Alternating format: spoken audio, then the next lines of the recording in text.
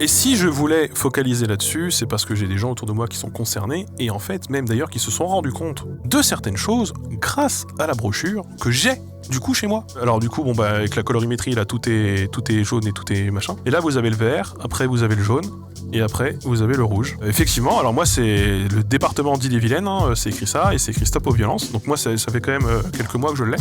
Je sais plus où je l'ai récupéré ce truc, je me demande si je l'ai pas récupéré chez mon kiné ou au McDo. Je me demande même si je l'ai pas eu au McDo ce truc. La région Bretagne annonce la diffusion auprès du grand public d'un violent omet à l'occasion de la journée internationale pour l'élimination des violences faites aux femmes du vendredi 25 novembre, un moyen d'appeler à la vigilance et de rappeler la nécessité d'agir contre les violences sexistes et sexuelles conjugales intrafamiliales. Outil de mesure d'alerte et d'auto-évaluation sur les atteintes aux droits, ce support est destiné à appeler la vigilance et à rappeler la nécessité d'agir contre les violences sexistes, sexuelles, conjugales, intrafamiliales. Donc ça a été diffusé dans les lycées, dans les centres de formation, etc. Et là maintenant c'est disponible directement carrément sur le site de la région et tout. Et donc là ils en font un en document de 2 pages, le plus gros document il est en version 2 pages. Il y a un numéro notamment d'urgence 7/7, 24/24, et quand même super cool. Je vous propose ensemble, là maintenant tout de suite, de vous lire cette brochure pour que vous puissiez identifier vous-même si vous êtes dans une relation toxique ou pas, voire une relation abusive vraiment et qu'il faut partir. Je vous propose qu'on le lise ensemble. Voilà, cette brochure-là, je l'ai envoyée à quelqu'un de ma famille et elle m'a dit « Ah, je pensais pas que c'était pas normal ». Et en vrai, je trouve que c'est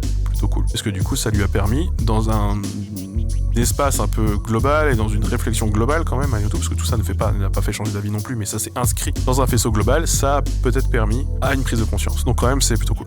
C'est fait par... Alors là, c'est écrit « Inspiré du violentomètre imaginé par la mairie de Paris, le département de la Seine-Saint-Denis et l'association En Avant Toutes ». Donc, je profite.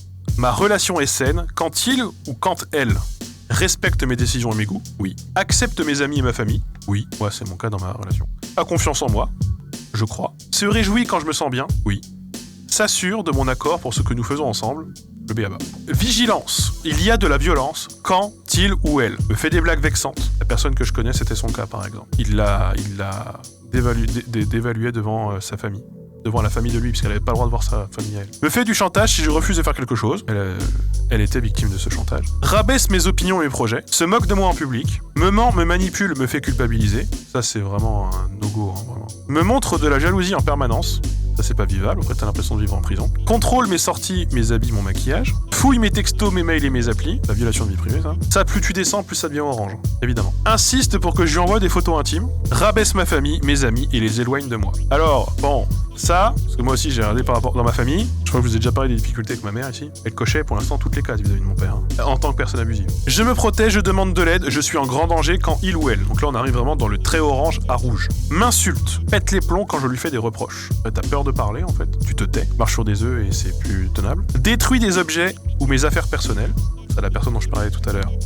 Il y avait ça chez elle. Me pousse, me gifle, me secoue, me frappe, menace de se suicider à cause de moi. Ça, je l'ai vécu dans une relation et c'est assez insupportable. Touche mes parties intimes sans mon consentement, c'est pas une agression sexuelle. Menace de diffuser des photos intimes de moi, ça s'appelle le doxing, ah, c'est pas fou non plus. M'oblige à regarder des films porno, m'oblige à avoir des relations sexuelles, c'est un viol. Et me menace avec une arme ou menace de me tuer, où là, c'est... Bon, là, on est au dehors de tout. Donc... Mais si vous-même vous êtes concerné par du orange, faites attention, et si vous êtes concerné par du rouge, n'hésitez pas à appeler le 3919. Ou vraiment, si ça va vraiment pas, police, même si, bon, je comprendrais que vous appelez plutôt le 3919. Voilà, prenez soin de vous, faites bien attention, ne vous retrouvez pas enfermé dans des relations abusives. Ce n'est pas une injonction, ça arrive à tout le monde.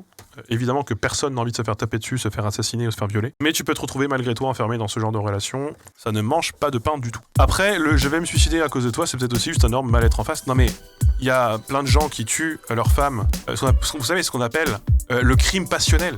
Le crime passionnel, c'est aussi révélateur d'un mal-être. Est-ce que ça justifie pour autant ce genre de comportement? Pas tellement en fait, pas tellement. Enfin, je vois pas ce que, enfin moi je comprends pas ce que tu veux dire en fait. Moi le je vais me suicider ou je me barre si jamais tu fais ça, moi c'est une prison mentale en fait. Moi en fait j'étais dans une prison mentale, je ne pouvais pas réagir, je ne pouvais rien dire. Parce que quoi que je puisse dire, il y avait cette carte qui pouvait être brandie, qui était un joker. Spoiler, je l'ai quittée, elle m'a se suicider, elle s'est pas suicidée. Il y a aller chercher de l'aide quand t'as du mal-être, etc. Et il y a faire du chantage au suicide. Ce qui n'est pas quand même la même chose. Je suis désolé. Je suis vraiment désolé. Ce n'est pas la même chose. Reste avec moi, sinon je me suicide. À quel moment oui, bien sûr que c'est symptôme d'un mal-être en face. Bien sûr, évidemment. Mais après, moi, c'est posé la question, qui est en fait, ça fait charger une très grosse culpabilité, qui est Si je pars, ça se trouve, je porte cette responsabilité s'il y arrive quelque chose. Non mais là, on parle de chantage. On parle de chantage spécifiquement. La brochure, elle parle pas des gens qui ont besoin d'appeler SOS Suicide. Elle parle des gens qui sont dans des relations toxiques et abusives. Dans une relation où il y a de la discussion, où la personne se confie de ce mal-être, on n'est pas du tout dans le même cas de figure que dans du chantage affectif. C'est pas la même chose quand même. Alors évidemment, il y a un curseur, un gradient... Il y a un curseur, un gradient, et voilà, où est-ce que tu le mets, et tout ça participe aussi et s'inscrit dans un faisceau global d'indices et de marqueurs. Si tu coches cette case et qu'à côté t'en coches 3 autres qui sont orange ou rouge, il faut aussi penser à se sauver soi-même au bout d'un moment. C'est terrible, hein. Moi, j'étais dans une relation, je pense qu'on peut qualifier, même si je n'arrive toujours pas à me le dire maintenant, mais en partie toxique, on va dire. C'est super dur, hein, mentalement parlant. C'est super dur. Hein. Le chantage au suicide, que le risque soit avéré ou non, ça incite très fortement la partenaire à rester, ou le partenaire à rester et à faire des choses qu'elle ne veut pas par peur d'être ou d'avoir l'impression d'être la cause de sa mort, oui, tout à fait. C'est terrible à vivre et que le risque soit réel ou non, je considère que ce n'est pas excusable. Mais en fait, au bout d'un moment, moi par exemple, j'avais essayé de l'envoyer par des psychiatres, psychologues, il y avait eu ce moment où il y avait eu un peu des démarches de soins qui avaient été entamées à des moments, etc. Puis ensuite, c'était revenu, mais je crois que c'était un appel... moi, c'était vraiment une relation où c'était suis-moi, je te fuis, fuis-moi, je te suis. C'était ça en permanence. Donc du coup, quoi que je fasse, c'est-à-dire le statu quo était impossible, mais tout changement était puni. On se trouve dans une situation compliquée après. C'est compliqué quand même. Mais en tout cas, c'est cool, c'est qu'on est vraiment sur une soirée C'est des questions compliquées et je trouve que la société va quand même globalement... Alors, j'allais dire dans le bon sens. En vrai, pas tellement, puisque les violences conjugales ont fortement augmenté ces dernières années, notamment à cause du Covid. Mais dans le bon sens, dans la prise de conscience et la prise de parole, parce que l'augmentation des violences conjugales peut être aussi le témoignage simplement. On avait vu le cas sur l'Islande, où il y avait une augmentation des violences conjugales en Islande. Ça peut aussi être juste une augmentation du nombre de plaintes.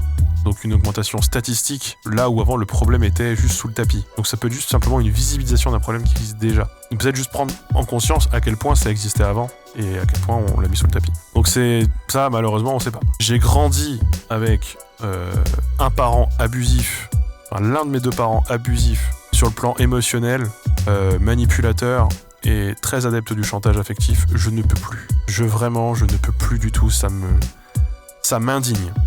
Et quand mon ex m'a fait ce chantage au suicide au moment de notre rupture, fun fact d'ailleurs, c'est elle qui avait initié la rupture. Quand j'ai dit, c'est parce qu'elle voulait susciter une réaction de moi en permanence, comme elle voulait rompre tous les 2 jours, et tous les 2 jours, je lui disais mais non, et donc du coup ça, voilà.